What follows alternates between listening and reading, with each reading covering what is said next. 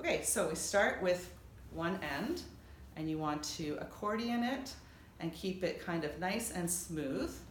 And then I'm going to use the bigger size rings because my material is a bit thick. They do come in different sizes. And what I'm going to do is I'm going to feed the fabric through both rings. And if you ended up not having it so nice and smooth, this is your chance to smooth it out. And now anybody who wants to sew this can sew it. You can make this fabric be your exclusive baby wearing fabric, and you would just sew that right there.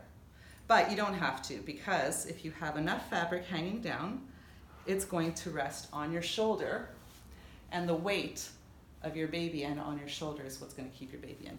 And so if you pull really hard, you can see it's not going anywhere. And surely that's more than the 8 to 20 pounds your baby's going to be when you're wearing them. Okay, so now you're going to take from behind, and you're going to have it be nice and smooth on your back.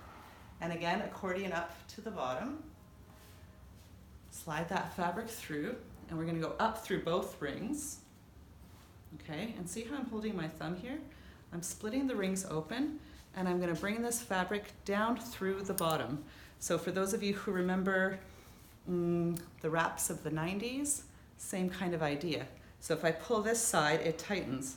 If I lift it like this, it loosens. Now you don't want to start with it loose all the way because your baby's not that big. So what you can do is you can size it out with your elbow. So I put my elbow in there and I tighten.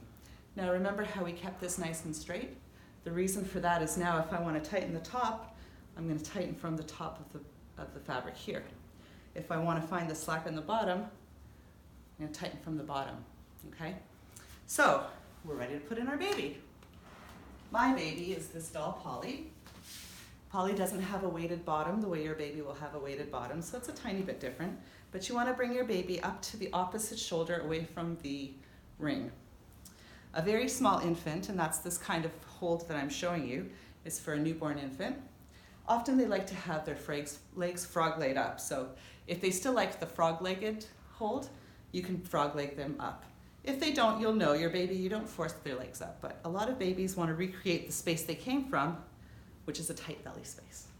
Now you also want to keep your hand on your baby until you've adjusted and made sure that she's nice and tucked in there. So I've slid her in. Again, her bum is going to have a little weight to hold her down. And before I let go of this protective hand, I'm going to see where's the slack in my fabric. And I feed it up, and then I'm going to tighten. And same thing on the top. Find my slack and tighten. So I'm going to make sure that Polly's got airflow, that she's breathing.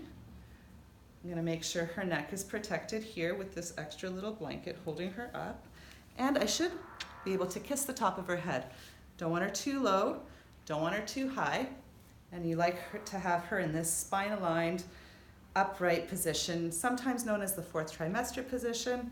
I've also heard it called the sacred position. And ta-da! And now your hands are free.